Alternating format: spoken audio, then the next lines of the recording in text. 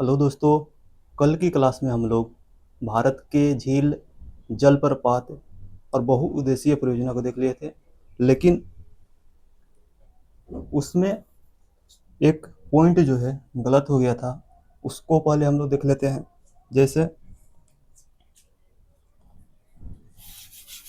झारखंड में जो जलप्रपात है झारखंड में जो जलप्रपात है, हमने लिखवाया था कि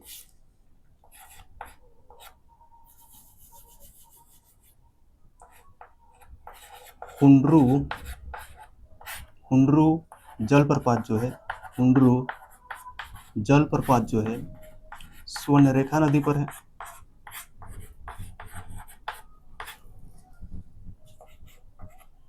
वहीं गौतम धारा या जुनहा जलप्रपात जो है राड़ू नदी पर स्थित है। दसम जलप्रपात जो है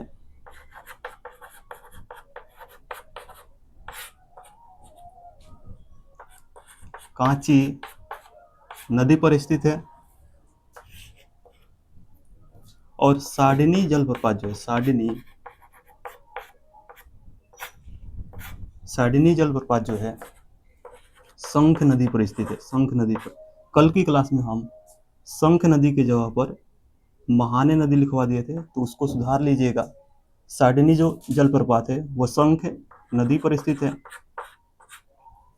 फिर एक पॉइंट और गलती हुआ था झील में, उसको देख लेते हैं।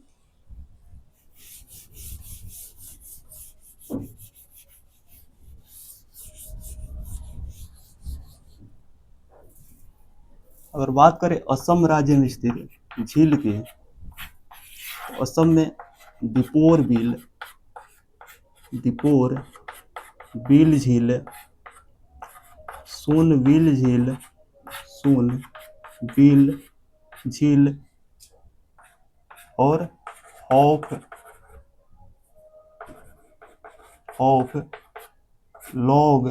हॉफलॉग झील जो है असम राज्य में स्थित है। कल की क्लास में हम असम राज्य में ही गोगाबिल झील को लिखवा दिए थे। गोगाबिल झील जो है बिहार राज्य में स्थित है। गोगाबिल झील जो है बिहार के कटिहार जिला में स्थित है। बिहार के कटिहार जिला में स्थित है। अगर बात करें बिहार की और झील की, तो कांवर झील जो है बेगूसराय में स्थित है। बेगूसराय में स्थित है। वहीं अगर बात करें कुशेश्वर झील की, कुशेश्वर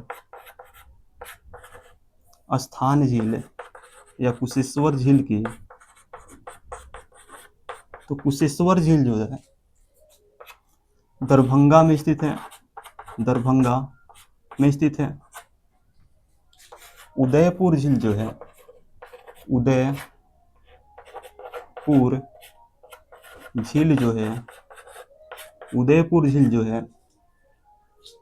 उदयपुर झील जो है आपका पश्चिमी चंपारण में स्थित है। पश्चिमी चंपारण में स्थित है। तो आज की क्लास में हम लोग भारत की कृषि चैप्टर को पढ़ेंगे और कल हम लोग भारत की जलवायु वाला चैप्टर को देखेंगे। तो चलिए स्टार्ट करते हैं भारत की कृषि को। भारत की कृषि जो है, यानी कृषि जो है राज्य सूची का विषय है। और भारत के अधिकतर लोग जो है रोजगार के लिए कृषि पर ही निर्भर है। भारत के अधिकतर लोग रोजगार के लिए कृषि पर ही निर्भर है।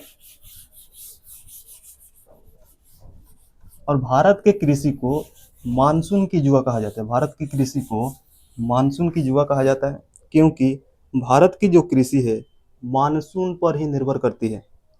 भारत की कृषि जो है मानसून पर ही निर्भर करती है।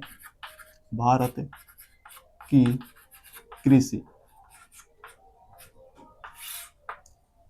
कृषि जो है राज्य सूची का विषय है, राज्य सूची का विषय है, यानी राज्य सूची के अंतर्गत आता है, राज्य सूची के अंतर्गत आता है। और भारत की कृषि को मानसून की जुआ कहा जाता है, मानसून की जुआ कहा जाता है, क्योंकि भारत की कृषि जो है मानसून पर ही निर्भर करता है। अगर मानसून सही समय पर आ गया, यानी सही समय कहने का मतलब यह है कि जिस समय फसल को मानसून की आवश्यकता होती है, अगर उस समय फसल को मानसून सही समय पर मिल जाए, यानी मानसून का मतलब वर्षा, वर्षा जो है वर्षा सही समय पर हो जाए तो फसल का उत्पादन जो है अच्छा होता है।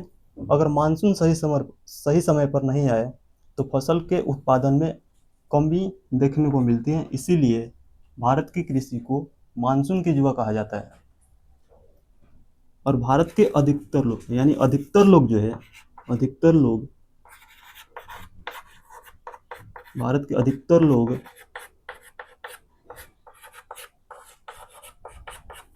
रोजगार के लिए कृषि पर निर्भर है, रोजगार के लिए कृषि पर निर्भर है।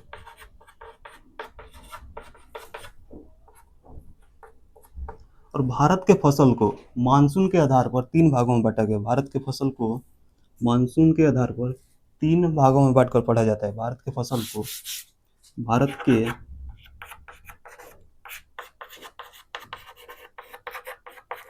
फसल को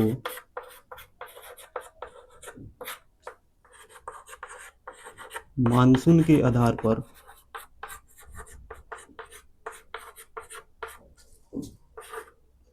3 भागों में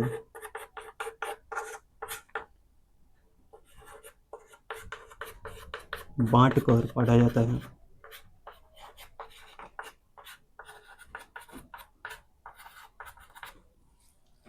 पहला है खरीफ फसल,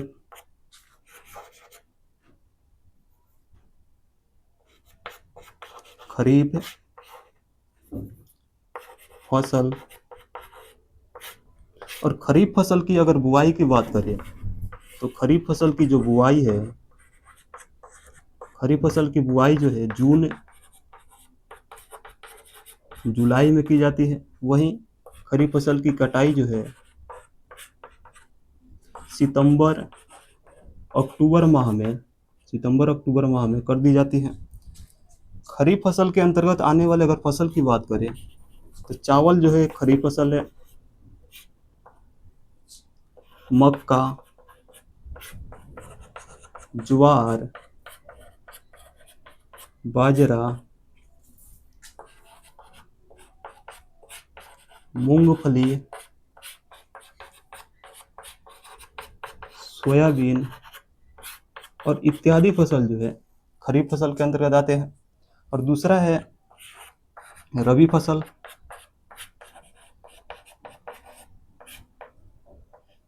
रबी फसल की जो बुआई है, रबी फसल की बुआई जो है,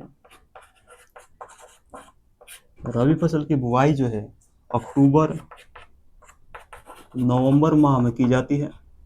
और वहीं रबी फसल की जो कटाई है, रबी फसल की कटाई मार्च अप्रैल माह में कर दी जाती है। अगर बात करें रबी फसल के अंतर्गत आने वाले फसल की, तो रबी फसल के अंतर्गत गेहूं, गेहूं जो है एक रबी फसल है, चना, मटर, सरसों, आलू, जौ इत्यादि फसल जो है रबी फसल है। और तीसरा है जायद फसल, तीसरा है जायद फसल, जायद फसल। जायद फसल की बुआई जो है जायद फसल की बुआई जो है, जायद फसल की बुआई अप्रैल मई माह में की जाती है और इसकी कटाई जो है मई मई और जून माह में कर दी जाती है। तो जायद फसल के अंतर्गत आने वाले अगर फसल की बात करें तो जायद फसल के अंतर्गत खीरा, ककड़ी, तरबूज, खरबूज और इत्यादि इत्यादि सब्जियां जो है, इत्यादि सब्जियां जो है, ये सभी जायद फसल के अंतर्गत आता है। फिर अगर बात करें हम लोग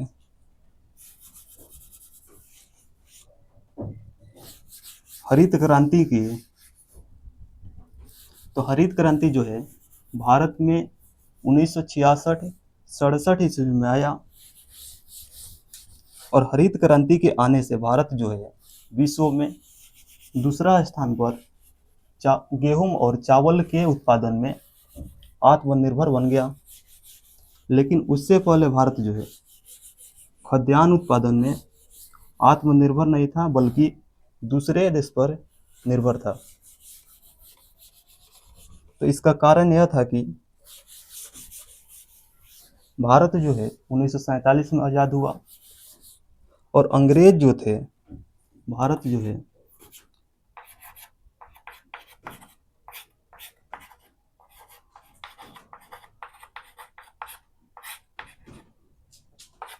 1947 में अंग्रेजों से आज़ाद हुआ।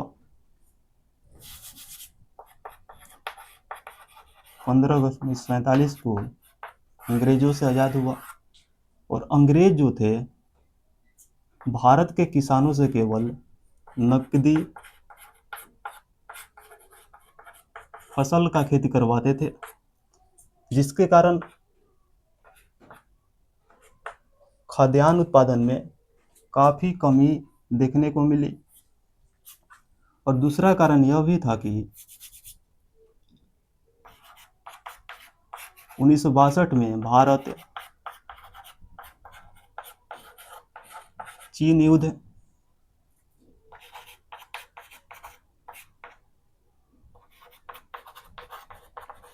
और 1965 में भारत पाकिस्तान युद्ध,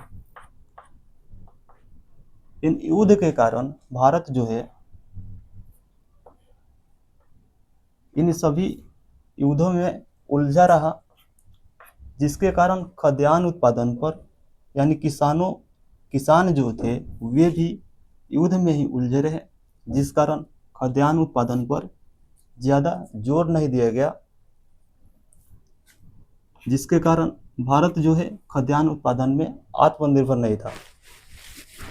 लेकिन 1965 ईस्वी में लाल बहादुर शास्त्री ने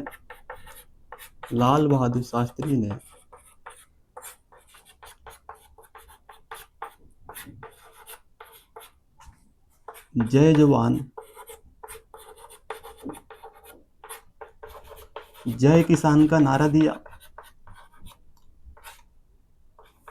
और उन्होंने इस नारा के तहत ही भारत के किसानों को हरित क्रांति अपनाने के लिए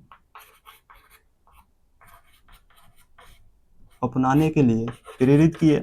भारत के किसानों को हरित क्रांति अपनाने के लिए प्रेरित किए, जिस कारण 1966-67 में भारत में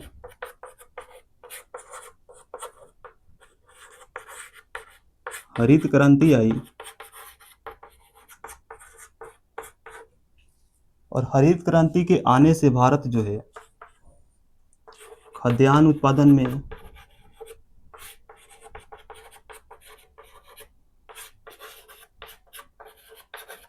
विश्व में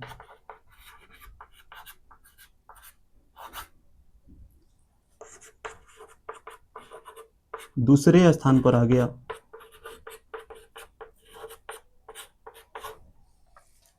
अगर बात करें हरित क्रांति की, हरित क्रांति की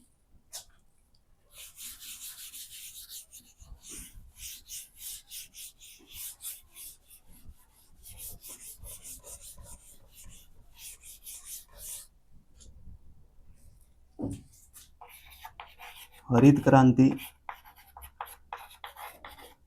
तो हरित क्रांति शब्द जो है, हरित क्रांति शब्द जो है सबसे पहले विलियम गोट ने दिया था, विलियम गोट ने दिया था। वहीं अगर बात करें वैश्विक स्तर पर हरित क्रांति के जनक की, वैश्विक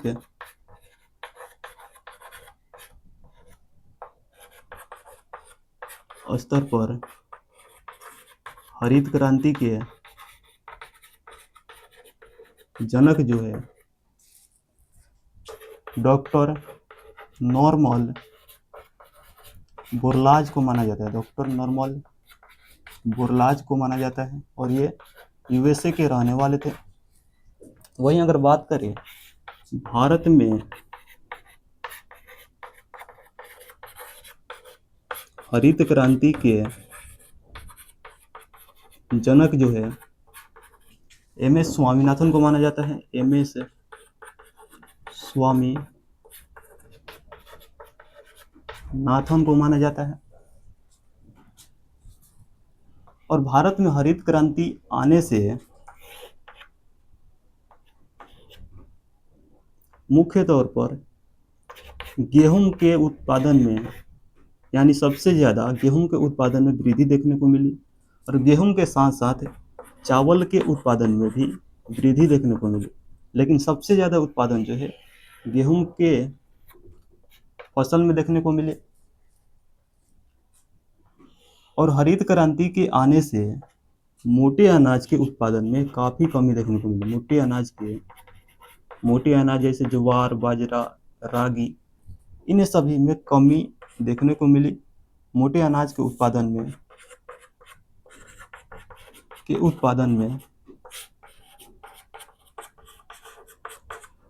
कमी देखने को मिली। अगर बात करें हरित क्रांति के सर्वप्रथम प्रभाव जो है, हरित क्रांति के सर्वप्रथम प्रभाव जो है पश्चिमी भारत में देखने को मिलता है, पश्चिमी भारत में देखने को मिलता है। और पश्चिमी भारत के अंतर्गत हरित क्रांति से सबसे ज़्यादा लाभान्वित जो राज्य है पंजाब, हरियाणा और उत्तर प्रदेश का पश्चिमी हिस्सा जो है, उत्तर प्रदेश का पश्चिमी भाग जो है वे, यानी पंजाब, हरियाणा और यूपी राज्य जो है हरित क्रांति के आने से सबसे ज़्यादा लाभान्वित हुए। और एक फुल फॉर्म पूछा जाता है HYVP, HYVP का फुल फॉर्म क्या होता है? तो हाई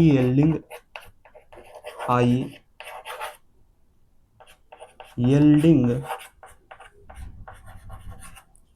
वेराइटीज प्रोग्राम।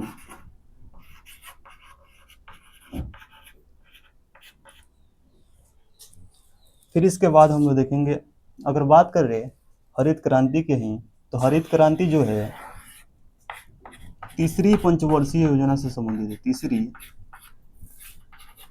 पंचवर्षीय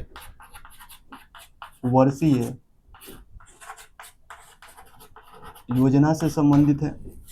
फिर इसके बाद हम लोग देखेंगे श्वेत क्रांति को।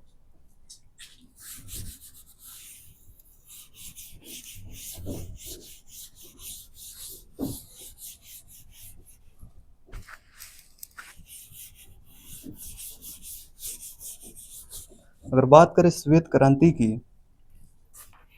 तो श्वेत क्रांति को ऑपरेशन फ्लड के नाम से भी जाना जाता है,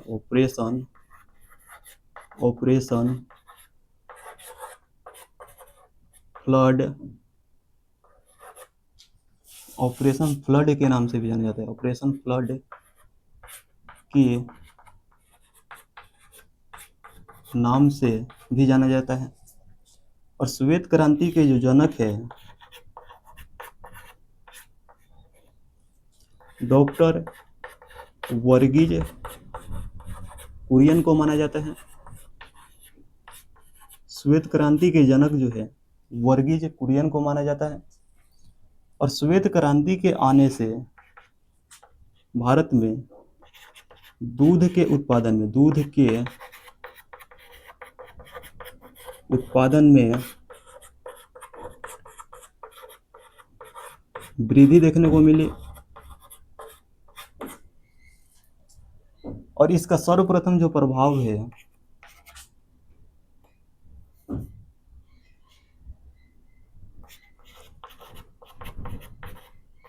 पश्चिमी भारत के अंतर्गत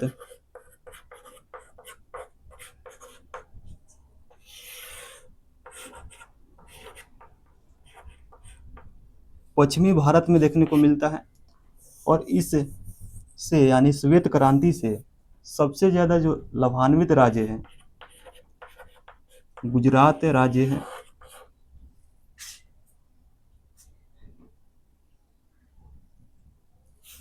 फिर उसके बाद अगर बात करें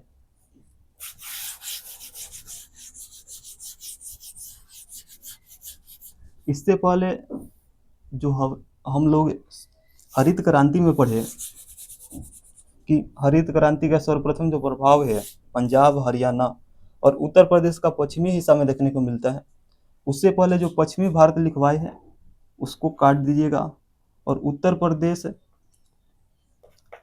हरियाणा और पंजाब राज्य में जो है हरित क्रांति का सर्वप्रथम प्रभाव देखने को मिलता है। वहीं श्वेत क्रांति का जो प्रभाव है भारत के पश्चिमी भारत के अंतर्गत यानी पश्चिमी भारत में सबसे ज़्यादा इसका प्रभाव देखने को मिलता है। वहीं अगर राज्य के संदर्भ में पूछे तो गुजरात राज्य में इसका सबसे ज़्यादा प्रभाव देखने को मिलता है। और तीसरा है अगर बात करें श्वेत क्रांति की तो जो श्वेत क्रांति है चौथी पंचवर्षीय योजना से संबंधित, चौथी पंचवर्षीय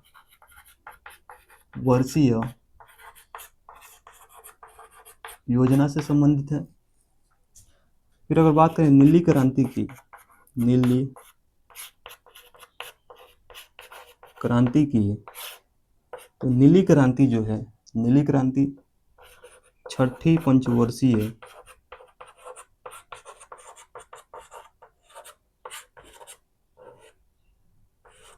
योजना से संबंधित है। और नीली क्रांति के जो जनक है हीरालाल चौधरी को माना जाता है।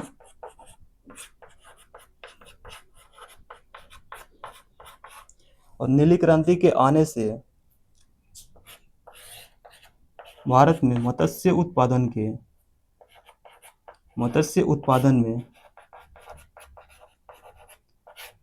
वृद्धि देखने को मिली। और नीली क्रांति का सर्वप्रथम जो प्रभाव है दक्षिण भारत में देखने को मिलता है, दक्षिण भारत में देखने को मिलता है। और दक्षिण भारत के अंतर्गत नीली क्रांति से सबसे ज़्यादा लाभान्वित जो राज्य है आंध्र प्रदेश हुआ, आंध्र प्रदेश। और आंध्र प्रदेश का नेल्लौर जिला जो है, नेल्लौर जिला आंध्र प्रदेश का नेल्लौर जिला जो है झींगा मछली के उत्पादन के लिए प्रसिद्ध है। झींगा मछली के उत्पादन के लिए प्रसिद्ध है।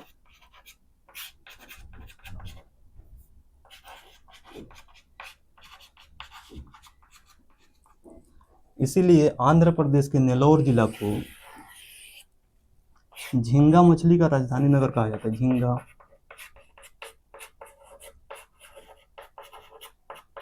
मछली का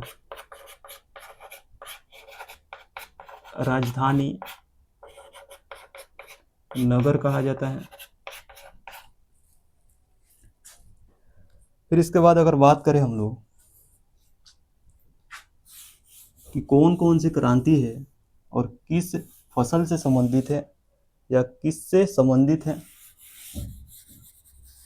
जैसे गोल क्रांति जो है आलू उत्पादन से संबंधित है।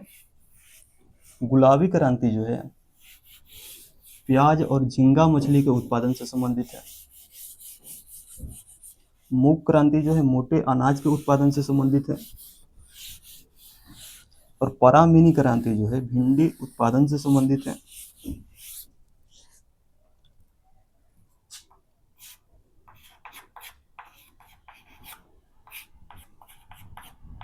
गोल क्रांति जो है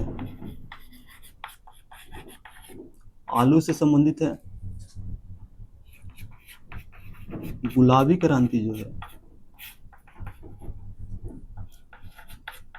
प्याज और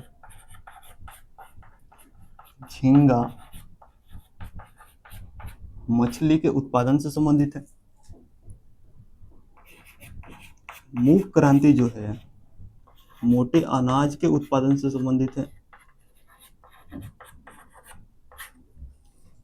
परामिनी क्रांति जो है भिंडी से संबंधित है।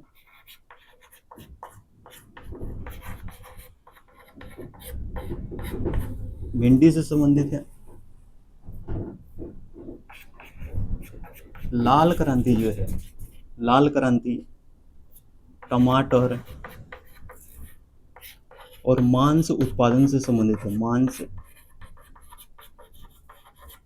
उत्पादन से संबंधित है। काली या कृष्ण क्रांति पेट्रोलियम और बायोडीजल से संबंधित है।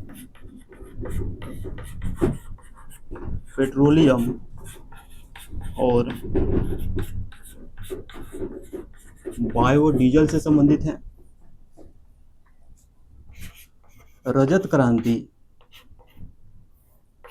क्रांति जो है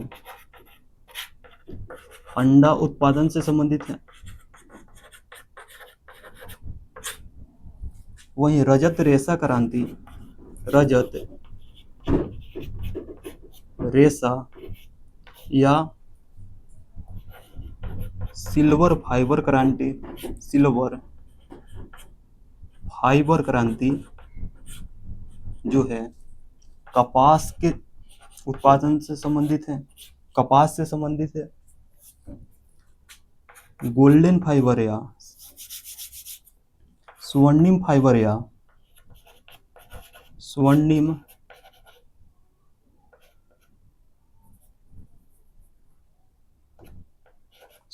रेशा या गोल्डन फाइबर क्रांति स्वर्णिम रेशा या गोल्डन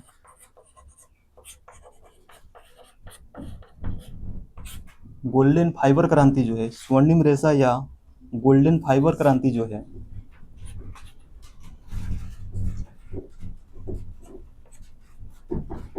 जूट से संबंधित है। वहीं अगर बात करें अमृत क्रांति जो है नदी जोड़ो परियोजना से संबंधित है। नदी जोड़ो परियोजना से संबंधित है। सेफ्रॉन क्रांति जो है केसर से संबंधित है। पीली क्रांति जो है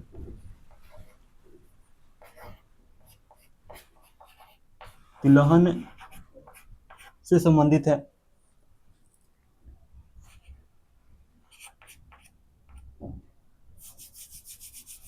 भूरी क्रांति जो है उर्वरक से संबंधित है। वहीं अगर बात करें धूसर क्रांति की तो धूसर क्रांति जो है रासायनिक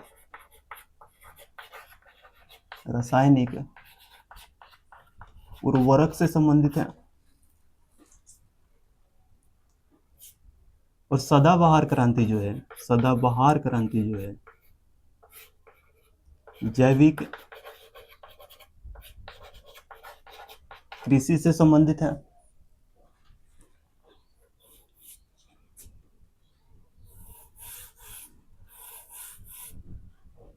स्वर्णिम या सुनहरी क्रांति जो है, स्वर्णिम या सुनहरी क्रांति जो है शहद,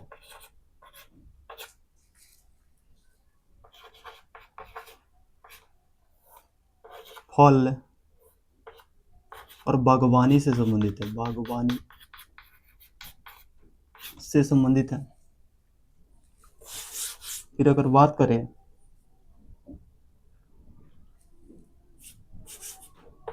बादामी क्रांति की, तो बादामी क्रांति जो है मसाला उत्पादन से संबंधित है, मसाला उत्पादन से संबंधित है।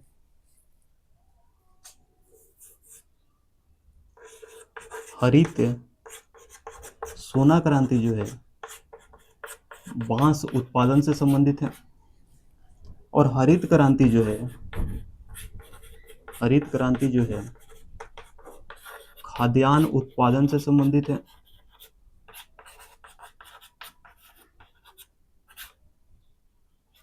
यह था आपका क्रांति और कौन सी क्रांति किससे संबंधित है। फिर इसके बाद हम लोग देखेंगे कृषि के प्रकार की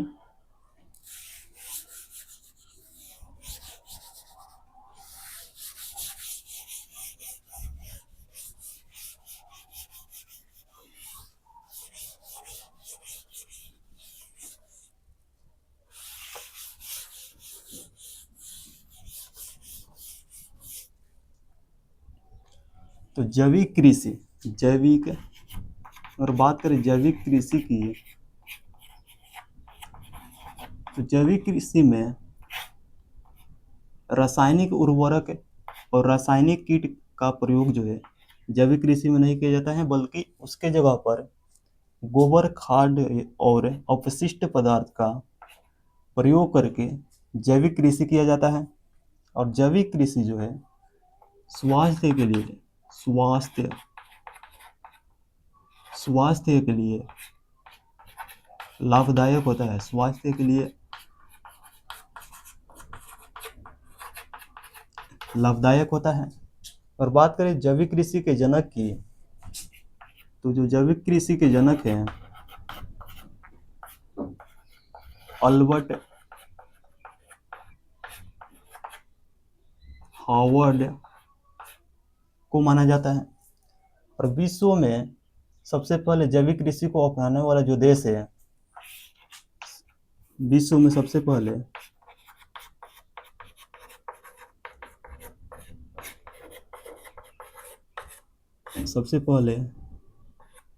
जैविक कृषि को अपनाने वाला जो देश है,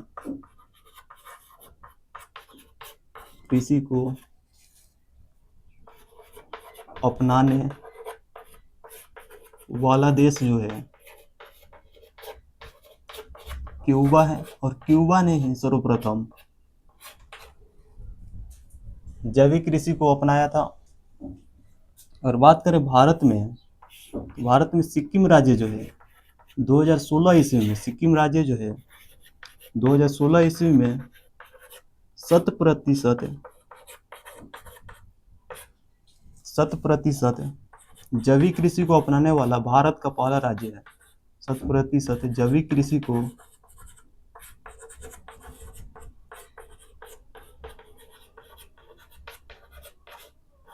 अपनाने वाला भारत का पहला राज्य है, भारत का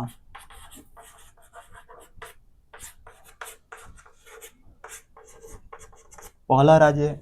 वहीं अगर बात करें केंद्र शासित प्रदेश की, तो केंद्र शासित प्रदेश में लक्षद्वीप जो है, लक्षद्वीप जैविक कृषि को अपनाने वाला भारत का पहला केंद्र शासित प्रदेश है, भारत का पहला केंद्र शासित प्रदेश है। और 10वीं पंचवर्षीय योजना के दौरान, 10वीं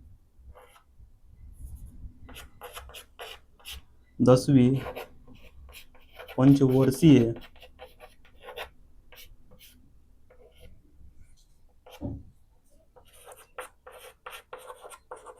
योजना के दौरान ही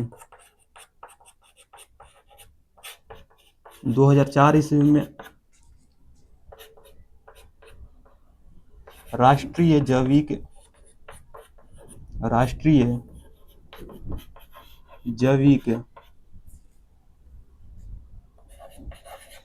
परियोजना की शुरुआत की गई है। परियोजना की शुरुआत हुई है। फिर इसके बाद अगर बात करें हम लोग मिश्रित कृषि की, मिश्रित कृषि उसे कहा जाता है जब कृषि और पशुपालन दोनों एक साथ किया जाता है। जैसे धान के फसल के साथ साथ उसमें यानी धान के फसल में मछली का भी पालन और धान का भी उत्पादन। तो ये जो है आपका मिश्रित कृषि का एग्जाम्पल है।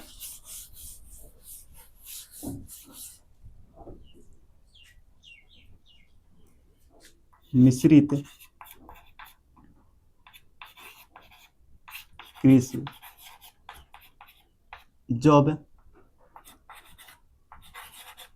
कृषि और पशुपालन दोनों एक साथ किया जाता है तो उसे ही मिश्रित कृषि कहा जाता है।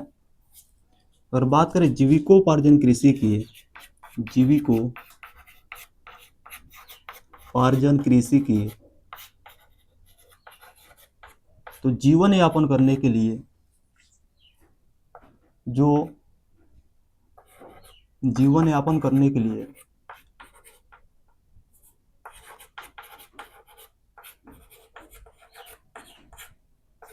जो कृषि किया जाता है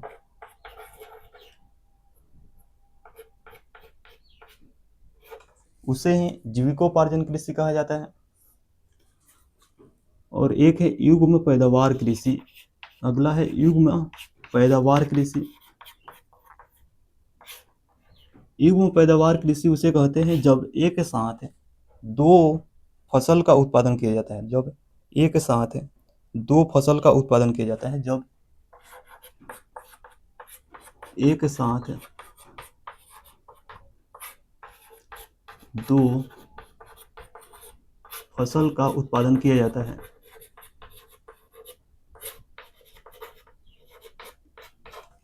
है तो उसे ही युग्म पैदावार कृषि कहा जाता है।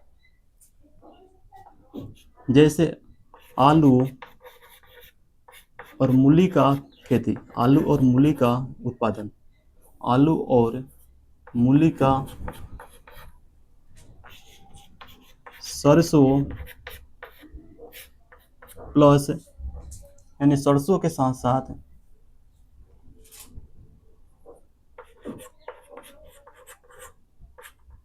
मंसूर या सरसों के साथ साथ ही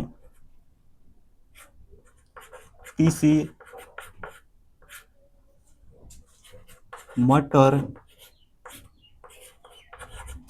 चना, तो ये सभी जो है आपका युग्म पैदावार कृषि का एग्जाम्पल है।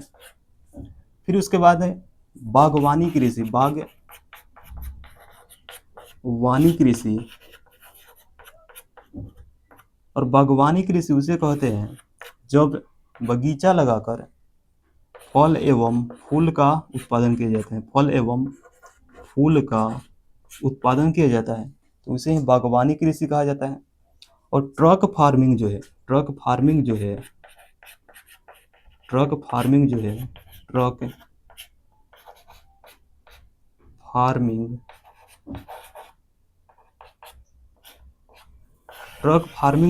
ट्रक फार्मिंग बागवानी कृषि से ही संबंधित है। ट्रक फार्मिंग जो है बागवानी कृषि से ही संबंधित है। और अगला है स्थानांतरित कृषि। स्थानांतरित कृषि को झूम कृषि, कर्तन दहन कृषि या काटो जलाव कृषि के नाम से भी जाना जाता है।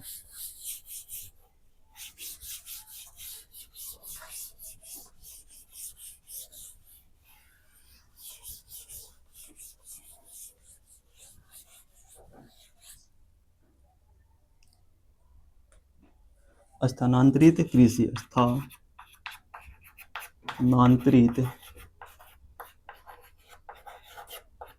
कृषि। स्थानांतरित कृषि जो है पहाड़ी या पठारी इलाकों में, पहाड़ी या पठारी इलाकों में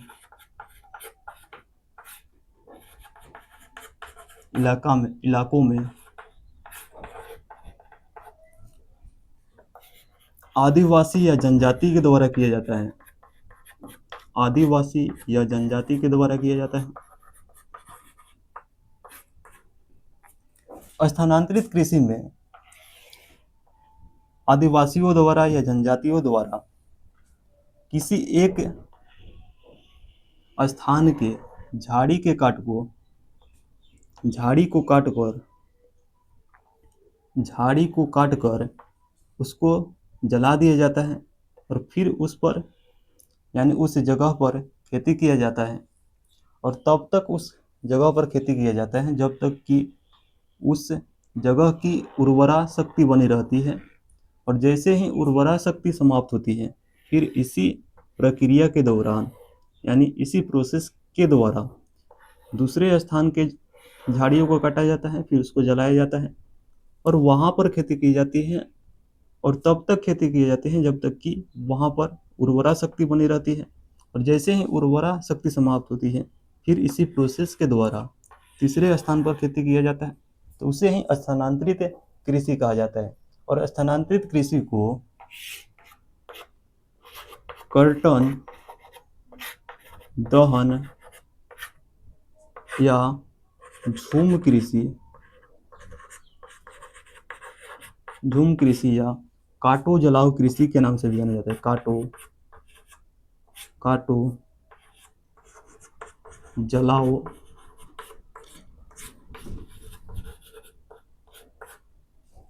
कृषि के नाम से भी जाना जाता है। और स्थानांतरित कृषि को अलग अलग क्षेत्र में अलग अलग नाम से जाना जाता है। जैसे अगर बात करें पश्चिमी घाट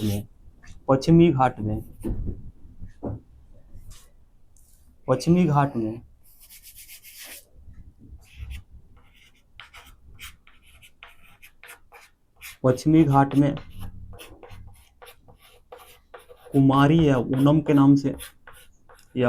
नाम से जाना जाता है। राजस्थान में बालतरे के नाम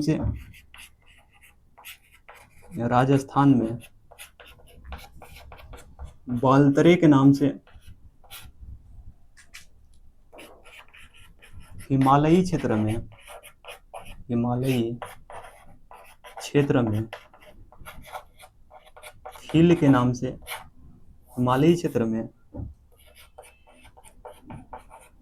खील के नाम से और उत्तर पूर्वी राज्यों में झूम कृषि के नाम से जाना जाता है। फिर अगर वहीं बात करें मेघालय में, तो मेघालय में इसे बोगमा के नाम से जाना जाता है। बोगमा के नाम से जाना जाता है। मणिपुर में पामलू के नाम से जाना जाता है। मणिपुर में पामलू के नाम से जाना जाता है। झारखंड में कुरुवा के नाम से जाना जाता है। छत्तीसगढ़ के बस्तर जिला और अंडमान निकोबार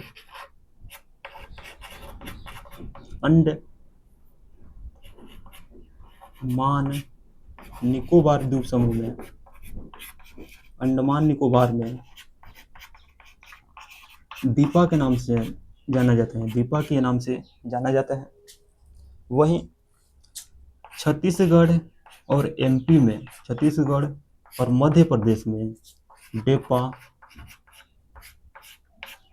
वाहिया और बेबर के नाम से जाना जाता है। बेबर के नाम से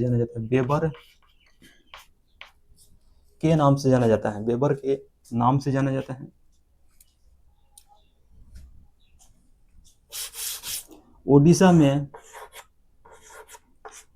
स्थानांतरित कृषि को पामा डिवा के नाम से जाना जाता है, पामा डिवा के नाम से जाना जाता है। वहीं आंध्र प्रदेश में पोंडू या पेंडा के नाम से जाना जाता है, पोंडू या पेंडा के नाम से जाना जाता है।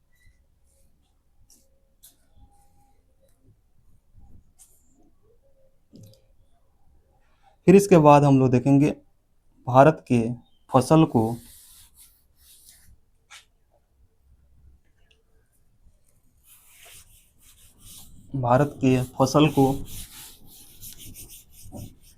चावल, गेहूं, मक्का, ज्वार, बाजरा,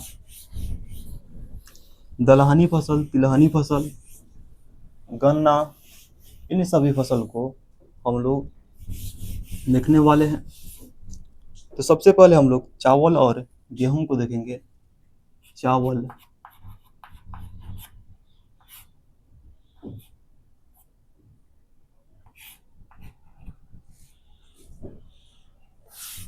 सबसे पहले चावल को देख लेते हैं। चावल जो है खरीफ फसल है, चावल खरीफ फसल है। और चावल जो है भारत के सबसे अधिक भूभाग पर चावल का उत्पादन किया जाता है। भारत के सबसे अधिक भूभाग पर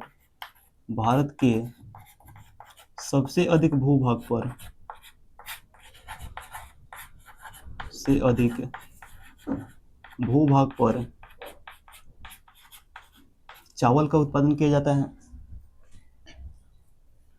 और बात करें चावल के वैज्ञानिक नाम की, चावल का वैज्ञानिक नाम जो है, चावल का वैज्ञानिक नाम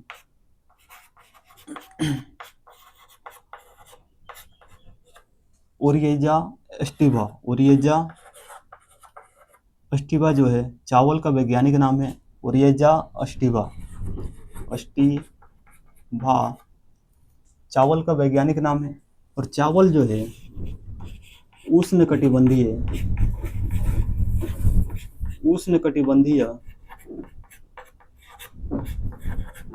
जलवायु वाला फसल है, जलवायु वाला फसल है।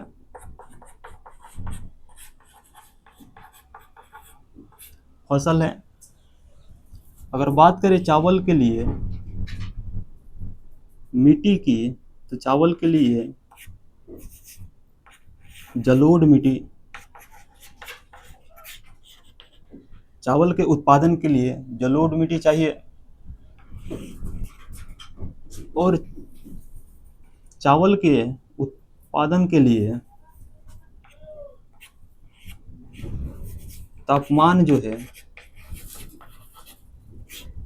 तापमान 25 डिग्री सेल्सियस से लेकर 35 डिग्री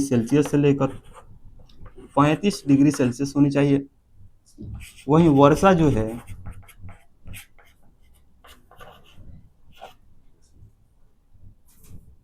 100 सेंटीमीटर से लेकर, क्योंकि वर्षा को सेंटीमीटर में मापा जाता है,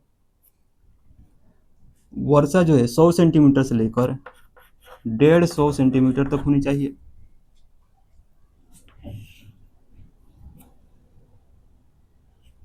अगर बात करें भारत में सबसे अधिक चावल का उत्पादन करने वाला राज्य की, तो भारत में सबसे अधिक चावल का उत्पादन जो है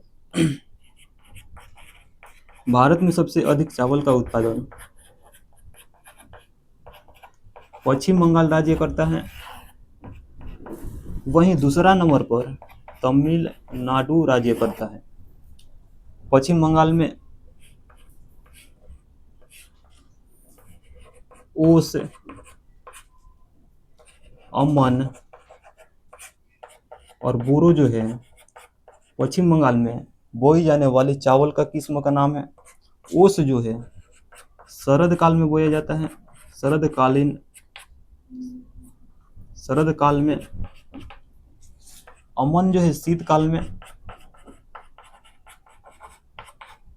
और बोरो जो है ग्रीष्म काल में पश्चिम बंगाल में बोई जाने वाली चावल का किस्म है।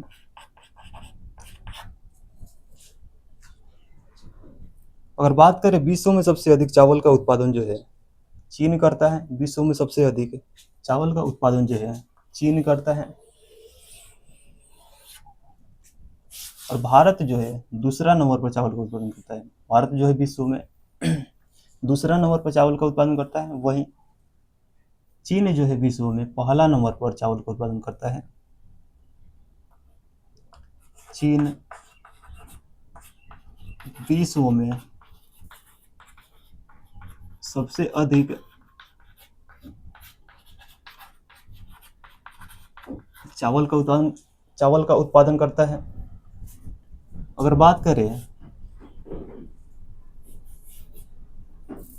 विश्व चावल अनुसंधान संस्थान जो है, विश्व चावल अनुसंधान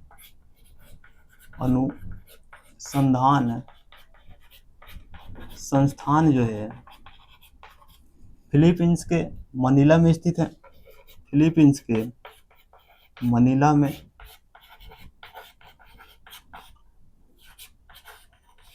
के मनीला में वहीं राष्ट्रीय चावल अनुसंधान संस्थान जो है, राष्ट्रीय चावल अनुसंधान संस्थान जो है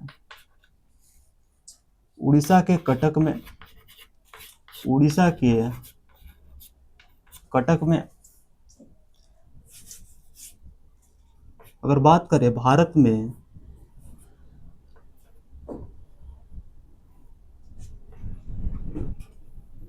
भारतीय वैज्ञानिक द्वारा विकसित प्रथम बोना किस्म का जो चावल है, प्रथम बोना किस्म का चावल जो है, बोना किस्म का चावल जो है जया है। जया चावल का किस्म का नाम है। फिर उसके बाद सबसे अधिक उपज देने वाली चावल का किस्म जो है, सबसे अधिक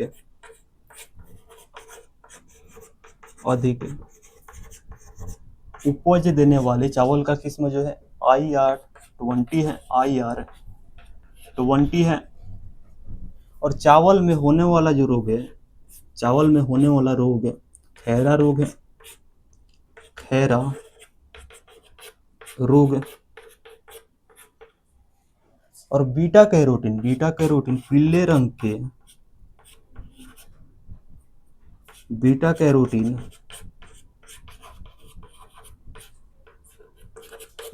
गोल्डन चावल में विटामिन ए जो है भरपूर मात्रा में पाया जाता है। बीटा कैरोटीन पीले रंग के गोल्डन चावल में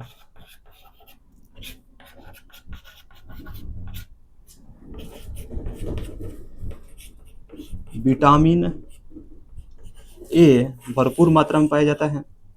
वहीं अगर चावल को अधिक धोने से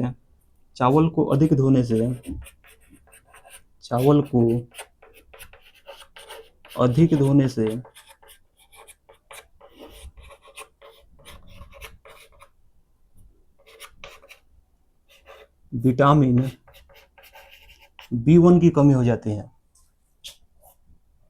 विटामिन B1 की कमी हो जाती है, जिसे विटामिन B1 को थायमिन भी कहा जाता है। थायमिन और विटामिन B1 की कमी होने से बेरी रोग होता है। बेरी रोग होता है।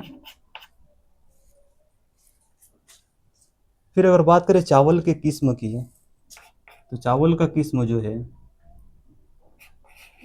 कृष्णा, कावेरी,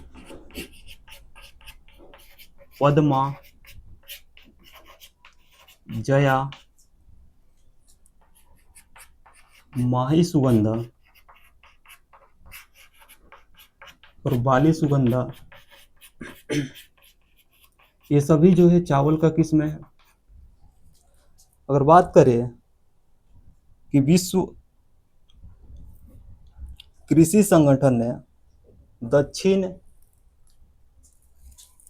पूर्वी एशिया का पहला अनुसंधान संस्थान जो है, यानी क्षेत्रीय कार्यालय जो है, विश्व कृषि अनुसंधान ने दक्षिण पूर्व एशिया का पहला क्षेत्रीय कार्यालय जो है वाराणसी में खोला है। और 2018 ईस्वी में वाराणसी में खुला है।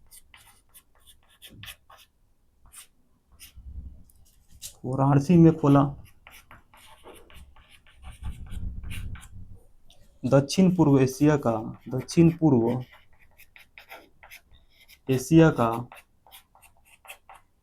पहला क्षेत्रीय कार्यालय जो है 2018 ईस्वी में वाराणसी में खोला गया। फिर इसके बाद अगर बात करें हम लोग गेहूं की,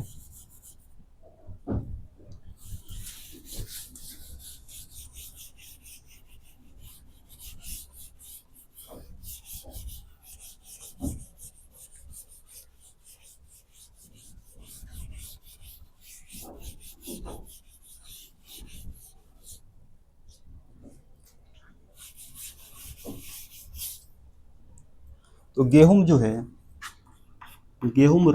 रबी फसल है। गेहूं जो है रबी फसल है।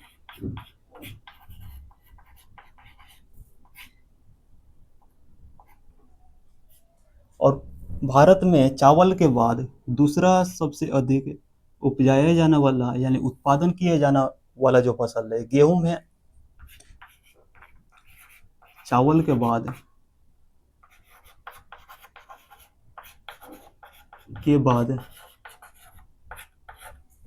उपजाया जाने वाला दूसरा फसल जो है गेहूं है। और गेहूं जो है इसका वैज्ञानिक नाम जो है गेहूं का वैज्ञानिक नाम जो है ट्रिटिकम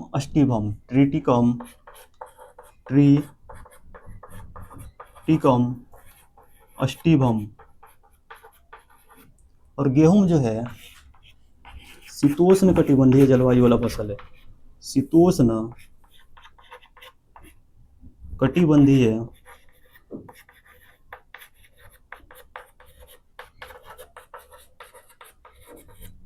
जलवायु वाला फसल है।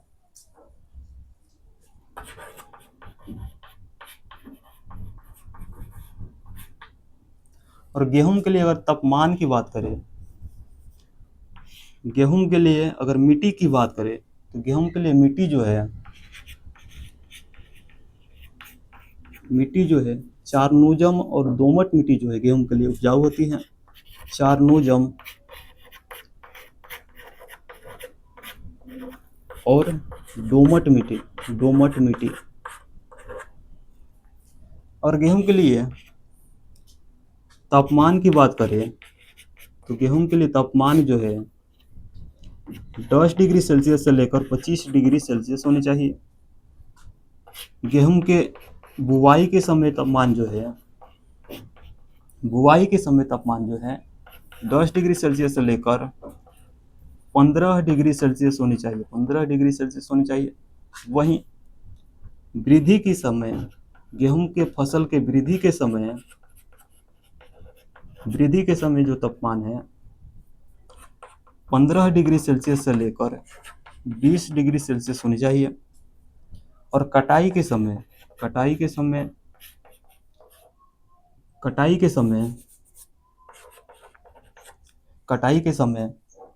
20 डिग्री सेल्सियस से लेकर 25 डिग्री सेल्सियस तक तापमान होनी चाहिए।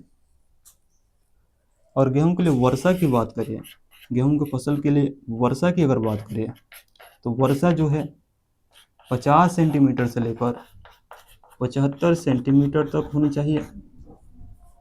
और विश्व में सबसे अधिक गेहूं का जो उत्पादन है विश्व में सबसे अधिक गेहूं का उत्पादन है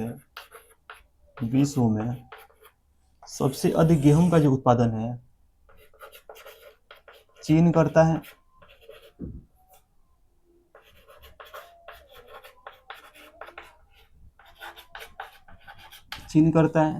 और दूसरा नंबर पर भारत करता है। अगर बात करें कि भारत में गेहूं का उत्पादन करने वाला राज्य कौन सा है जो सबसे अधिक गेहूं का उत्पादन करता है, तो भारत में उत्तर प्रदेश राज्य जो है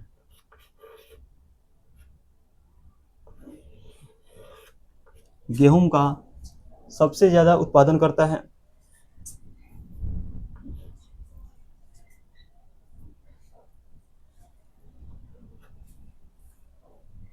और विश्व गेहूं मंडी जो है, गेहूं मंडी जो है विश्व गेहूं मंडी जो है कनाडा के विनिपेग शहर में स्थित है। विश्व गेहूं मंडी जो है, गेहूं मंडी जो है कनाडा के विनिपेग शहर में स्थित है। अगर वहीं बात करें गेहूं में होने वाला रोग की, तो गेहूं में होने वाला जो रोग है करनाल बंट और रस्ट रोग जो है गेहूं में होने वाला रोग है। और बात करें देश के संदर्भ में कि किस देश को रोटी की दलिया कहा जाता है, तो यूक्रेन देश को रोटी की दलिया कहा जाता है। रोटी की दलिया यूक्रेन को कहा जाता है। वहीं अगर पूछे कि घास के संदर्भ में रोटी की दलिया जो है प्रियरी और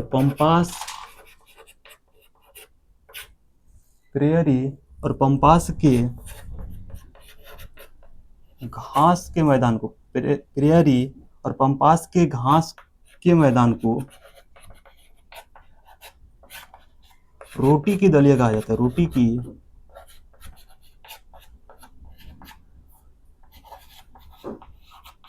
दलिया कहा जाता है। और प्रेयरी घास का मैदान जो है यूएसए और कनाडा में स्थित है। वहीं पंपास घास का मैदान जो है अर्जेंटीना में स्थित है। और प्रेयरी और पंपास घास का मैदान जो है शीतोष्ण कटिबंधीय घास का मैदान है। शीतोष्ण कटिबंधीय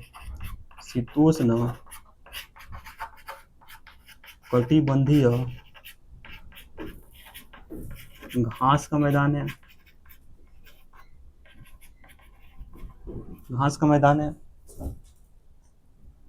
अगर देश के संदर्भ में पूछे कि कौन सा देश जो है जिसे रोटी की दलिया कहा जाता है, तो यूक्रेन को रोटी की दलिया कहा जाता है। वहीं घास के संदर्भ में पूछे तो प्रेयरी और पंपास की घास के मैदान को रोटी की दलिया कहा जाता है। फिर अगर बात करें गेहूं की किस्म की, तो गेहूं का जो किस्म है, गेहूं का किस्म जो है कल्याण सोना,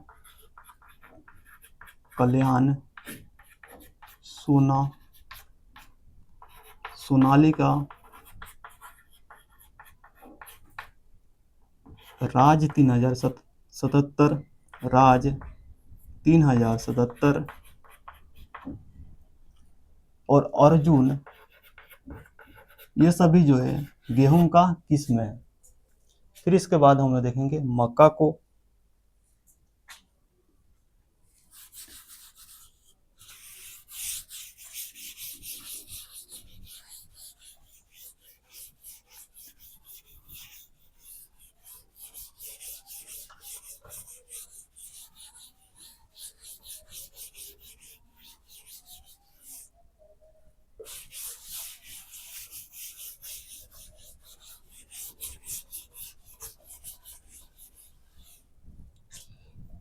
अगर बात करें मक्का की, तो मक्का जो है खरीफ फसल है। और मक्का जो है अमेरिकी मूल का पौधा है। अमेरिकी मूल का पौधा है। और मक्का एक ऐसा फसल है जिसका उत्पादन साल के किसी भी मौसम में किया जा सकता है। जिसका उत्पादन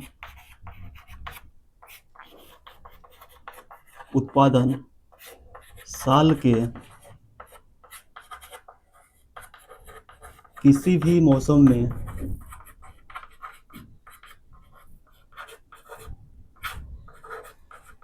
में किया जा सकता है।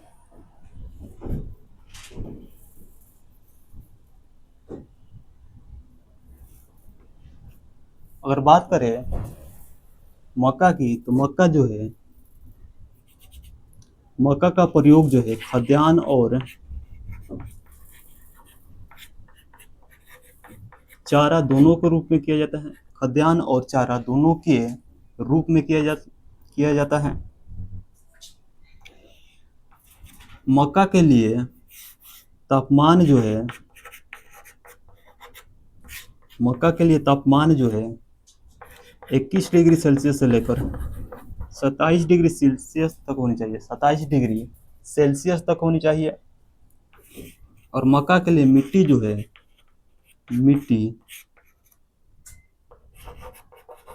जलोढ़ और दोमट होनी चाहिए। जलोढ़ और दोमट होनी चाहिए। वहीं अगर बात करें वर्षा की, तो मक्का के लिए वर्षा जो है 50 सेंटीमीटर से लेकर 75 सेंटीमीटर तक होनी चाहिए। और भारत में सबसे अधिक मक्का का उत्पादन जो है कर्नाटक राज्य करता है। फिर उसके बाद मध्य प्रदेश। भारत में सबसे अधिक मक्का का उत्पादन जो है भारत में सबसे अधिक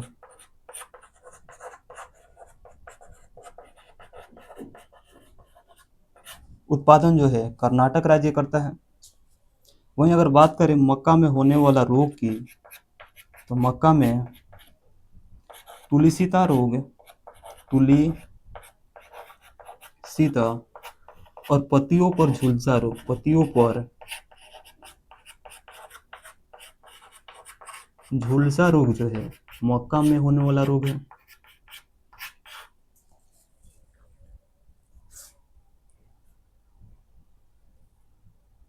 फिर इसके बाद हम लोग देखेंगे चाय और कॉफी को।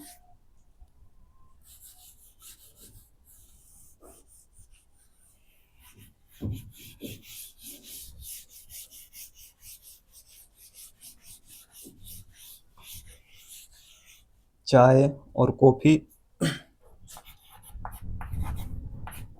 चाय और कॉफी जो है दोनों पेय पदार्थ है। चाय और कॉफी जो है दोनों पेय पदार्थ हैं। दोनों पेय पदार्थ हैं। और चाय को सर्वप्रथम अंग्रेजों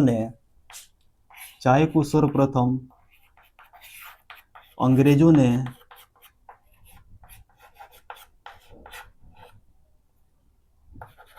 पश्चिम बंगाल के दार्जिलिंग की पहाड़ी में चाय को सर्वप्रथम अंग्रेजों ने पश्चिम बंगाल के दार्जिलिंग की पहाड़ी में उत्पादन किया था। वहीं अगर चाय की बात करें, चाय जो है चीनी मूल का पौधा है। चाय जो है चीनी मूल का पौधा है। और कॉफी जो है इथियोपिया मूल का पौधा है। इथियोपिया मूल का पौधा है। और कॉफी को सर्वप्रथम अंग्रेजों ने कर्नाटक के बाबा बुदन की पहाड़ी में उपजाया था। कर्नाटक के बाबा बुदन की पहाड़ी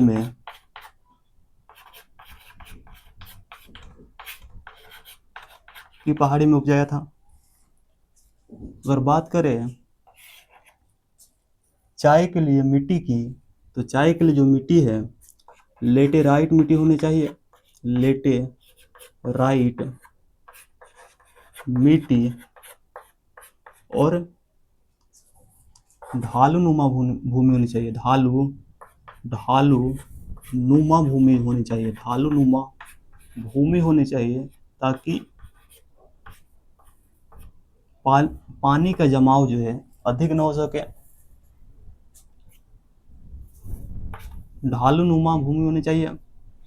वहीं कॉफी के लिए भी भूमि जो है मिट्टी जो है लेटेराइट और भूमि जो है ढालूनुमा होनी चाहिए। अगर बात करें चाय के लिए तापमान की, तो चाय के लिए तापमान जो है 20 डिग्री सेल्सियस से लेकर 30 डिग्री सेल्सियस तक होनी चाहिए। वहीं कॉफ़ी के लिए तापमान भी 20 डिग्री सेल्सियस से लेकर 30 डिग्री सेल्सियस तक होनी चाहिए। और कॉफ़ी के लिए वर्षा जो है, चाय के लिए वर्षा जो है 150 सेंटीमीटर से लेकर 250 सेंटीमीटर तक होनी चाहिए। वहीं कॉफ़ी के लिए भी वर्षा जो है, कॉफ़ी के लिए भी वर्षा जो है 150 सेंटीमीटर से लेकर 250 सेंटीमीटर तक होनी चाहिए। और बात करें कॉफ़ी चाय बोर्ड की, चाय बोर्ड की, तो चाय बोर्ड जो है कोलकाता में स्थित है। चाय बोर्ड जो है कोलकाता में है, कोलकाता में है। और कॉफ़ी बोर्ड जो है, कॉफ़ी बोर्ड जो है बंगलुरु में स्थित है, बंगलुरु में स्थित है।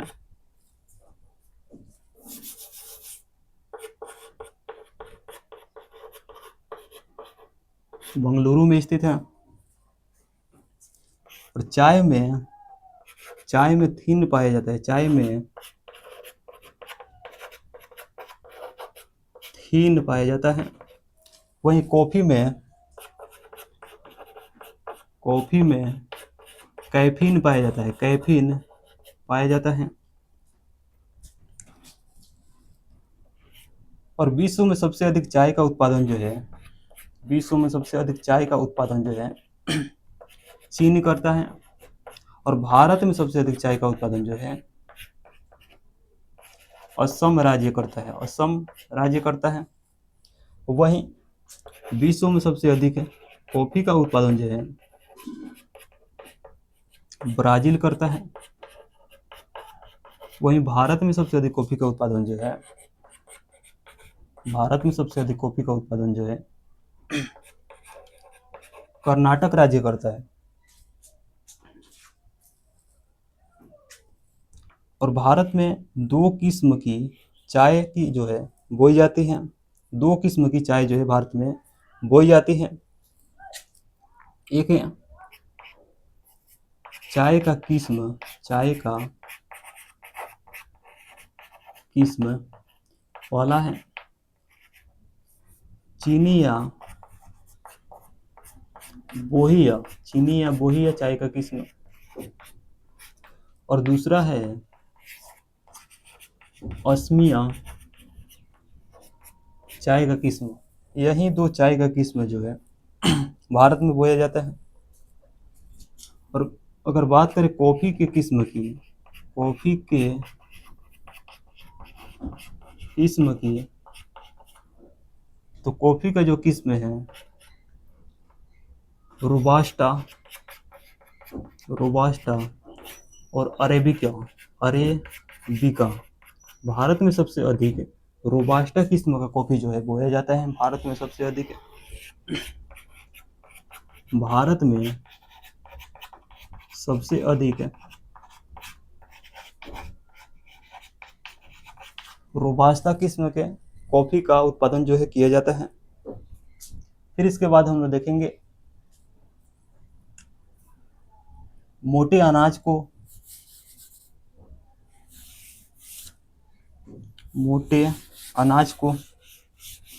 और मोटे अनाज के अंतर्गत ज्वार, बाजरा और रागी जो है, ज्वार, बाजरा, रागी और इत्यादि फसल जो है मोटे अनाज के अंतर्गत आता है। लेकिन हम लोग ज्वार और बाजरा को देखेंगे।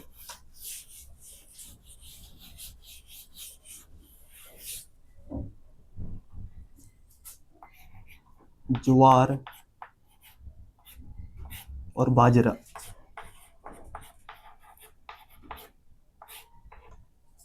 ज्वार और बाजरा दोनों खरीफ फसल है, दोनों खरीफ फसल है। तो ज्वार जो है चावल और गेहूं के बाद तीसरा सबसे अधिक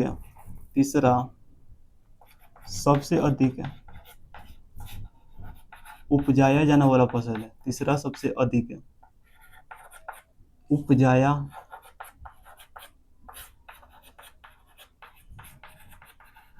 जाने वाला फसल है। अगर बात करें ज्वार की, तो भारत में सबसे अधिक ज्वार का उत्पादन जो है, भारत में सबसे अधिक ज्वार का उत्पादन जो है भारत में सबसे अधिक ज्वार का उत्पादन जो है महाराष्ट्र राज्य करता है। और ज्वार में होने वाला जो रोग है, ज्वार में होने वाला जो रोग है उसे कंडुआ रोग कहते हैं, कंडुआ रोग कहते हैं। और बात करें बाजरा की, तो बाजरा जो है भारत में सबसे अधिक राजस्थान राज्य उत्पादन करता है। भारत में सबसे अधिक बाजरा का उत्पादन जो है राजस्थान राज्य करता है। और बाजरा में होने वाला जो रोग है, बाजरा में होने वाला जो रोग है अर्गट और हरित बाली, अर्गत और हरित बाली जो है बाजरा में होने वाला रोग है। फिर इसके बाद हम लोग देखेंगे कपास और जूट को, कपास और जूट को। और बात करें कपास की, कपास की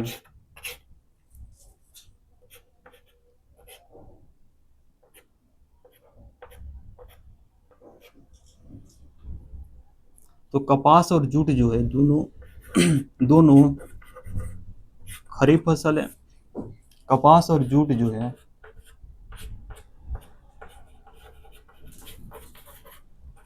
दोनों खरीफ फसल है। और कपास को व्हाइट गोल्ड, कपास को व्हाइट गोल्ड या कपास को व्हाइट गोल्ड कहा जाता है, कपास को व्हाइट गोल्ड कहा जाता है। वहीं जूट को स्वर्णिम फाइबर या जूट को गोल्डन फाइबर कहा जाता है, जूट को गोल्डन फाइबर कहा जाता है।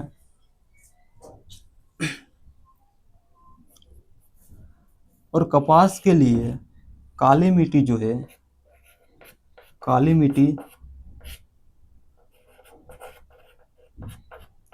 मिट्टी कपास के उत्पादन के लिए आवश्यक है। काली मिट्टी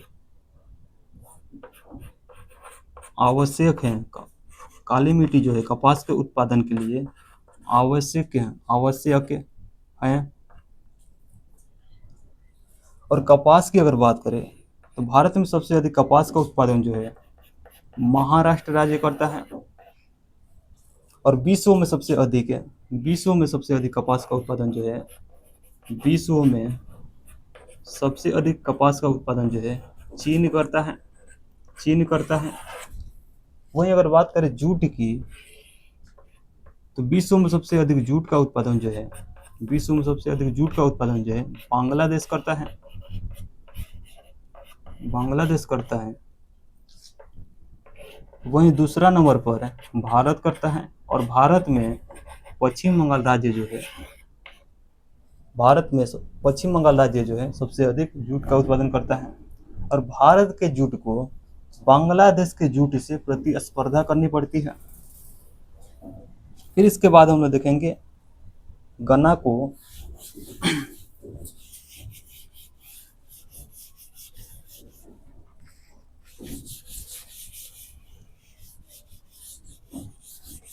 अगर बात गन्ना की करें तो गन्ना एक ऐसा फसल है जिसका उत्पादन होने में पूरे 1 वर्ष का समय लगता है। गन्ना एक ऐसा फसल है जिसका उत्पादन होने में पूरे 1 वर्ष का समय लगता है। गन्ना एक ऐसा फसल है जिसका उत्पादन होने में पूरे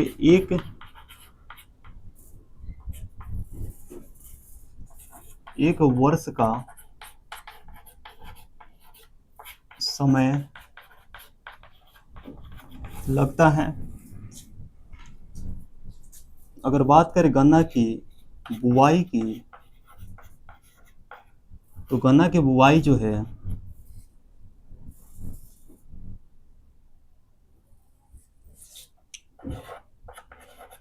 जनवरी माह से लेकर अप्रैल माह तक में गन्ना की बुआई जो है कर दी जाती है। वहीं गन्ना की कटाई जो है, कटाई या पेराई जो है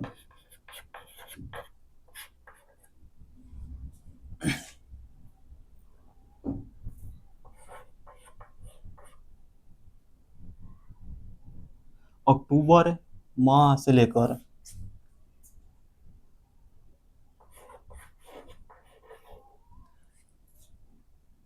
जनवरी माह के बीच में कर दी जाती है। अक्टूबर माह से लेकर जनवरी माह के बीच में कर दी जाती है। अगर बात करें गन्ना की, तो गन्ना जो है उष्ण और उपोष्ण जलवायु वाला फसल है।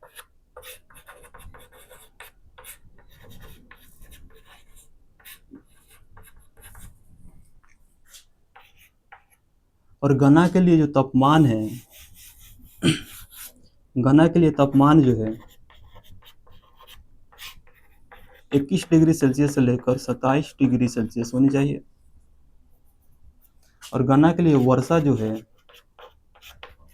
75 सेंटीमीटर से लेकर 150 सेंटीमीटर तक होनी चाहिए। गन्ना प्रजनन केंद्र जो है कोयम्बटूर में स्थित है। कोयम्बटूर में है। और जिसकी स्थापना जो है 1912 ईस्वी में हुई थी। और इस गन्ना प्रजनन केंद्र की स्थापना जो है 1912 ईस्वी में हुई थी।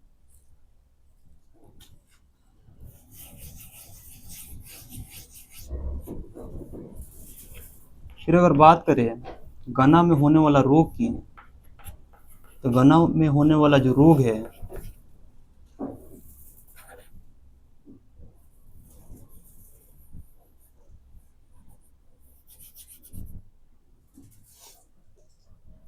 गन्ना में जो होने वाला रोग है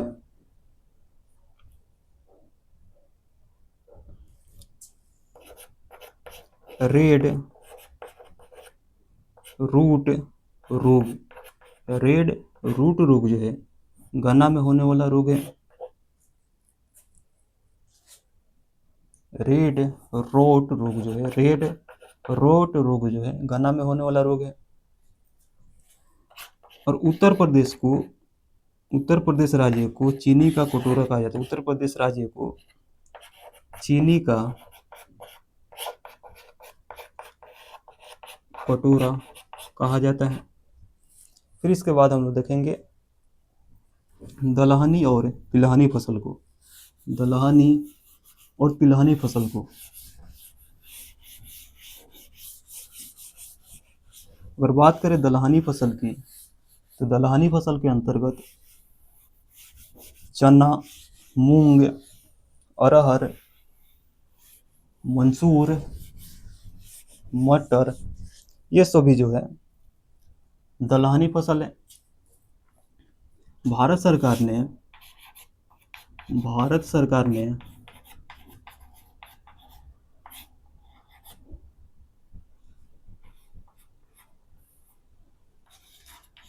नोट देकर लिख लेना। भारत सरकार ने 2018 को, वर्ष 2018 को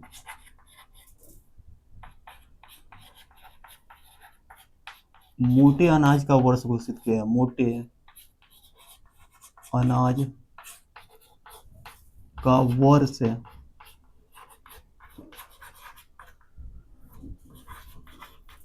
घोषित किया है। वहीं संयुक्त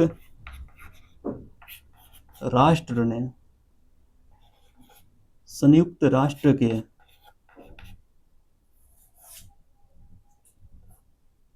खाद्य एवं कृषि संघ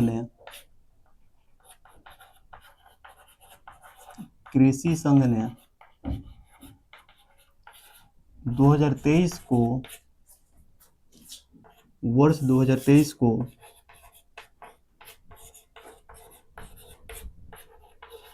मोटे अनाज का वर्ष घोषित किया है। फिर देखेंगे दलहनी और तिलहनी फसल को।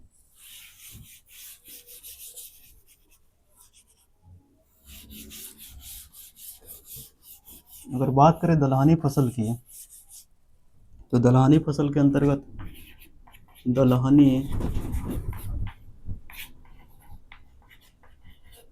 फसल के अंतर्गत चना, मटर, मूंग, अरहर, मंसूर और इत्यादि फसल जो है दलहनी फसल के अंतर्गत आता है। दलहनी फसल जो है रबी और खरीफ दोनों फसल है और भारत जो है विश्व में सबसे अधिक दलहनी फसल का उत्पादक और उपभोक्ता देश है। भारत जो है उत्पादक और उपभोक्ता देश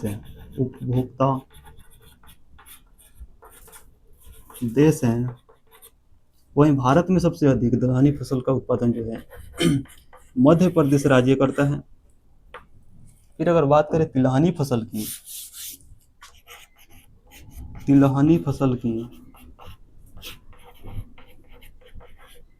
तो तिलहनी फसल के अंतर्गत सरसों, मूंगफली, सोयाबीन,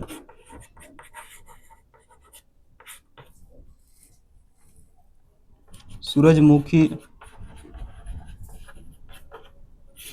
नारियल और इत्यादि फसल जो है तिलहनी फसल है।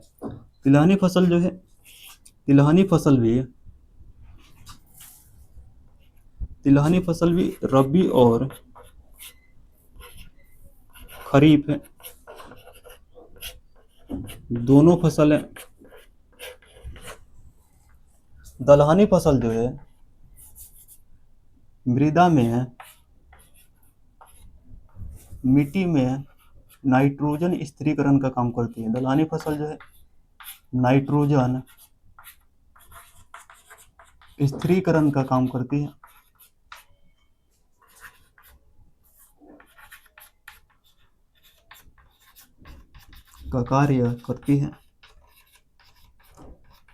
और दलहनी फसल जो है मिट्टी की उर्वरा शक्ति को बनाए रखती है। मिट्टी की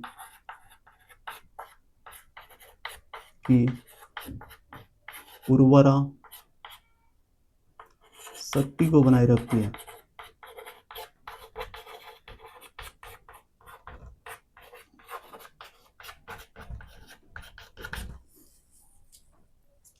तिलहनी फसल में सबसे प्रमुख जो है मूंगफली है। मूंगफली जो है तिलहनी फसल में सबसे प्रमुख जो है तिलहनी फसल में मूंगफली है। और भारत में सबसे अधिक मूंगफली का उत्पादन जो है, तिलहनी फसल का उत्पादन भी जो है विश्व में सबसे अधिक भारत ही करता है। विश्व में सबसे अधिक तिलहनी फसल का उत्पादन जो है विश्व में भारत ही करता है। और मूंगफली का सबसे उत्पादन जो है गुजरात राज्य करता है। गुजरात राज्य जो है मूंगफली का सबसे अधिक उत्पादन करता है। और सबसे अच्छा किस्म का जो मूंगफली है कौशल जो है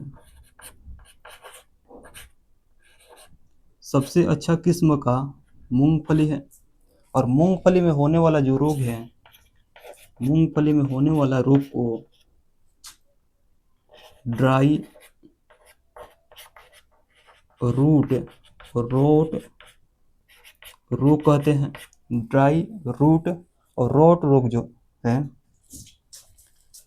रूट रोग रूट रोट रोग और टिका रोग जो है, टिका रोग जो है मक्का में हो मूंगफली में होने वाला रोग है।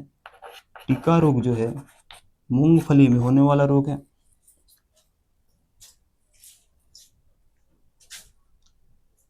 फिर इसके बाद हम बात करेंगे सस्य गहनता की।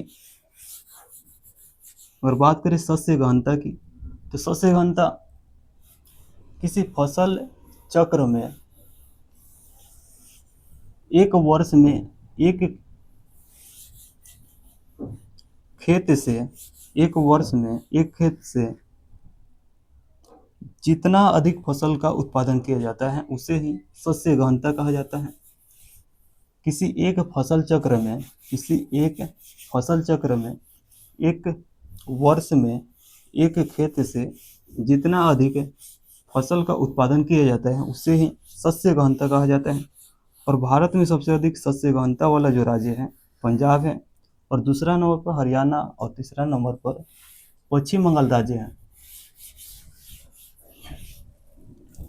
सस्य गहनता सस्य गहनता एक फसल चक्र में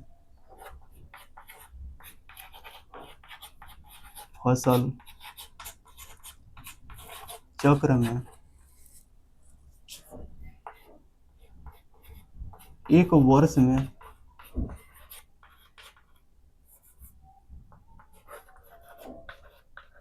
जितनी फसल का उत्पादन किया जाता है, जितनी फसल का उत्पादन किया जाता है उसे ही सस्य गहनता कहा जाता है। और भारत में सबसे अधिक सस्य गहनता वाला राज्य जो है पंजाब है। फिर उसके बाद आपका हरियाणा राज्य, और हरियाणा के बाद में पश्चिम बंगाल राज्य है। पंजाब की सबसे अधिक सस्य गहनता है, पंजाब राज्य की सबसे अधिक सस्य गहनता है।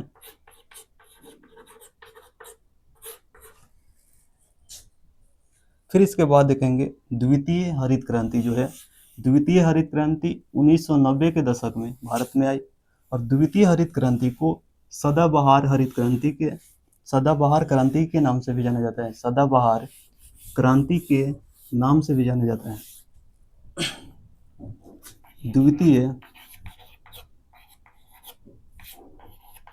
हरित क्रांति जो है 1990 के दशक में भारत में आई, और द्वितीय हरित क्रांति को सदाबहार क्रांति भी कहा जाता है। सदाबहार क्रांति भी कहा जाता है। 2004 ईस्वी में एमएस स्वामीनाथन की अध्यक्षता में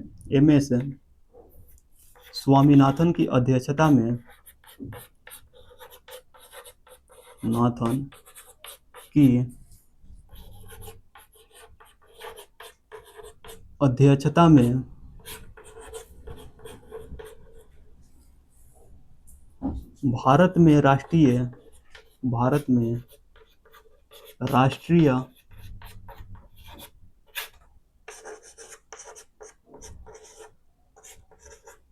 कृषक आयोग का गठन किया गया। कृषक आयोग का गठन जो है, राष्ट्रीय कृषक आयोग का गठन जो है 2004 ईस्वी में एमएस स्वामीनाथन की अध्यक्षता में किया गया। वहीं 2016 ईस्वी में केंद्र सरकार के द्वारा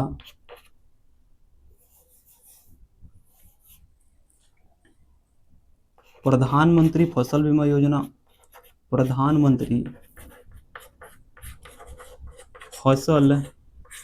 योजना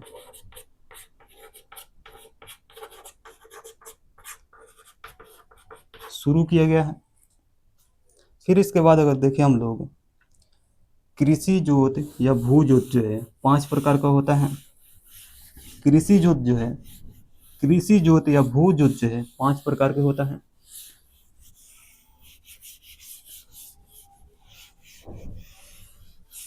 कृषि जोत या भू जोत जो है,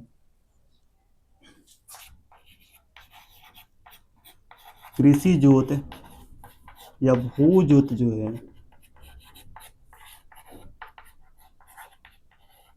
5 प्रकार का होता है।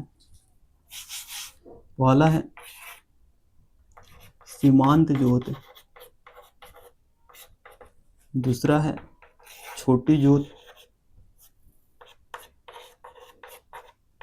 और तीसरा है अर्ध मध्यम जोत, चौथा है मध्यम जोत,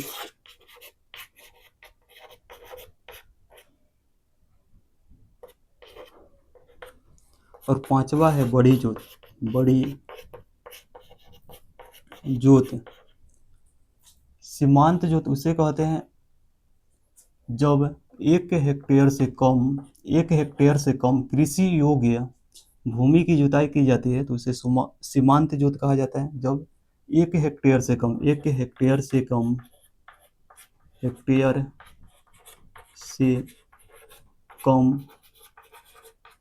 कृषि योग्य भूमि की जुताई की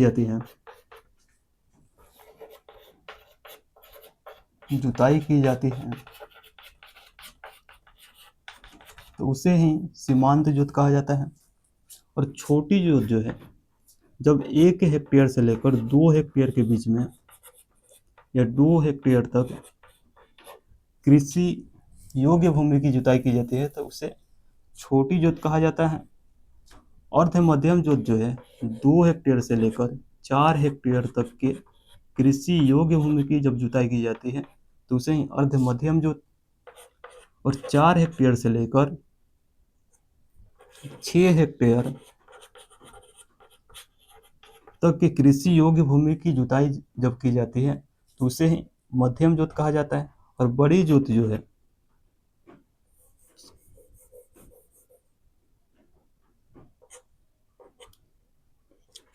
मध्यम जोत जो है 4 से 10 हेक्टेयर के बीच, 4 से 10 हेक्टेयर के बीच जब कृषि योग्य भूमि की जुताई की जाती है तो उसे मध्यम जोत। और बड़ी जोत जो है 10 हेक्टेयर से अधिक, 10 हेक्टेयर से अधिक कृषि योग्य भूमि की जुताई जब की जाती है तो उसे ही बड़ी जोत कहते हैं। भारत में अधिकतर किसानों की सीमांत जोत है। भारत में अधिकतर किसानों की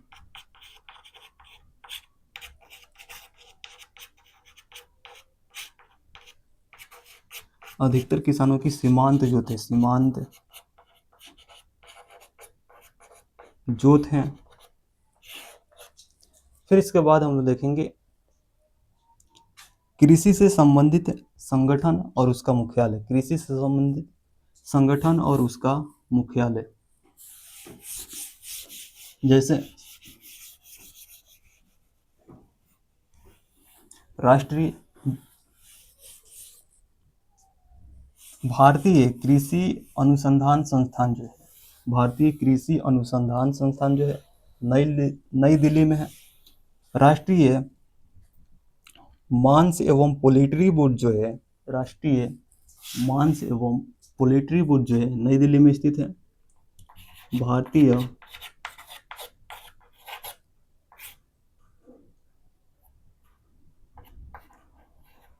कृषि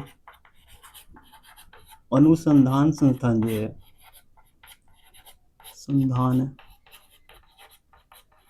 संस्थान जो है नई दिल्ली में है।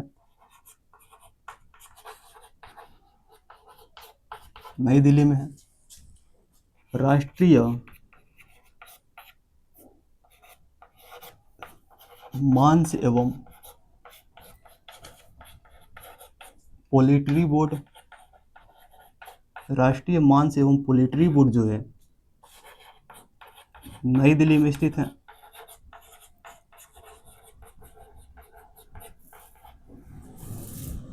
राष्ट्रीय राष्ट्रीय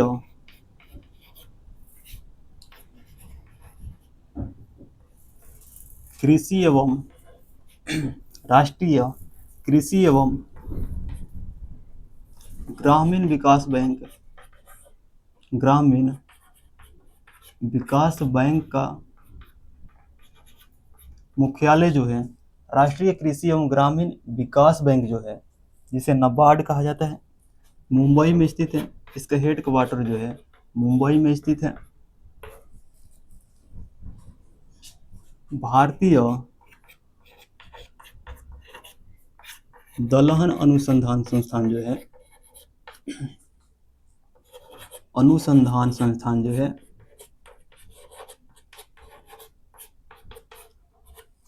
कानपुर में, उत्तर प्रदेश के कानपुर में। भारतीय सब्जी अनुसंधान संस्थान जो है उत्तर प्रदेश के वाराणसी में। वहीं केंद्रीय गन्ना अनुसंधान संस्थान जो है, गन्ना अनुसंधान संस्थान जो है लखनऊ में, उत्तर प्रदेश के लखनऊ में।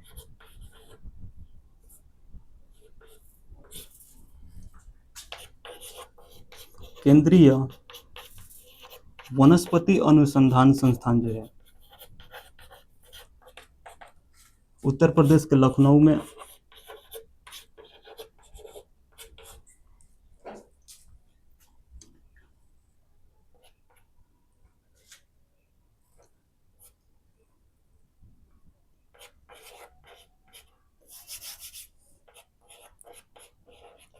केंद्रीय नारियल अनुसंधान संस्थान जो है, नारियल अनुसंधान संस्थान जो है केरल के कासरगोड में, केरल के कासरगोड में, केरल के कासरगोड में। वहीं केंद्रीय तंबाकू अनुसंधान संस्थान जो है आंध्र प्रदेश के राजमुंद्री में, आंध्र प्रदेश के राजमुंद्री में। राष्ट्रीय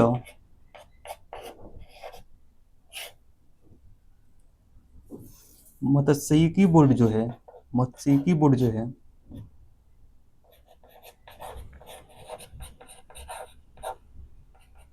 हैदराबाद में।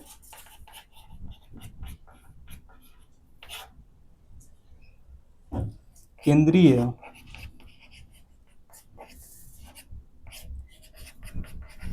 आलू अनुसंधान संस्थान जो है शिमला में।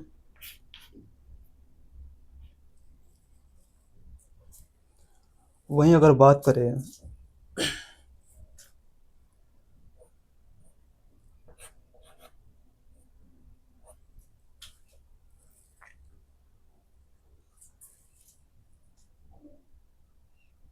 राष्ट्रीय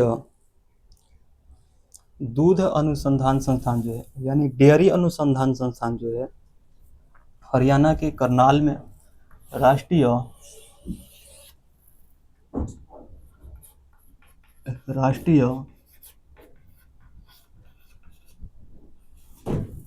डेयरी अनुसंधान संस्थान जो है, अनुसंधान संस्थान जो है हरियाणा के करनाल में।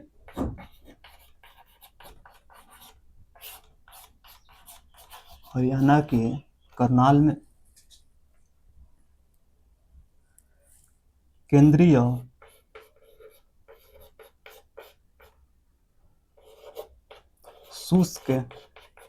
शुष्क वनस्पति केंद्रीय शुष्क बागवानी अनुसंधान संस्थान जो है, बागवानी अनुसंधान संस्थान जो है अनुसंधान संस्थान जो है, केंद्रीय शुष्क बागवानी अनुसंधान संस्थान जो है राजस्थान के बीकानेर में, राजस्थान के बीकानेर में, राजस्थान के बीकानेर में, वहीं केंद्रीय जूट प्रौद्योगिकी, केंद्रीय जूट प्रौद्योगिकी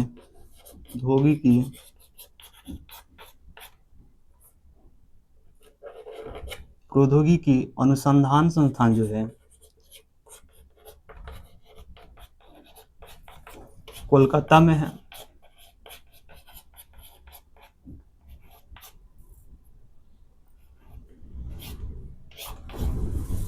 तो हम लोगों का कृषि वाला जो चैप्टर है समाप्त हो गया। कल की क्लास में हम लोग भारत की जलवायु को पढ़ेंगे।